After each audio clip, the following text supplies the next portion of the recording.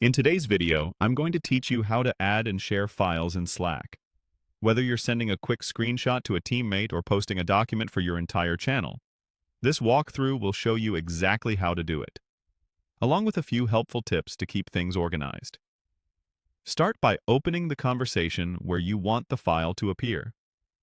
That might be a public or private channel, a group chat, or a one-to-one direct message. Take a moment to confirm you're in the right place, because everyone in that conversation will be able to see what you share. If you need to reach a broader audience, use a channel. For something more focused, a direct message is ideal. Now look at the message field at the bottom and click the small plus icon next to where you type. This opens Slack's Quick Actions menu right in the Composer. It's designed to keep common actions close at hand so you don't have to dig through settings. From the menu, choose Upload from your computer. Your file browser will open so you can navigate to the item you want to share. Images, PDFs, spreadsheets, presentations, and other common formats work well. Select the file and confirm. Slack will attach it to your draft message, showing the file name and often a thumbnail preview. If you grab the wrong file, you can remove it before posting. This is also a good moment to add a short note that explains what the file is and why you're sharing it, so teammates immediately have the context they need.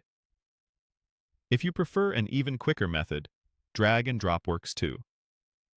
Grab the file from your desktop or a folder and drag it directly into the message field of the conversation you opened earlier.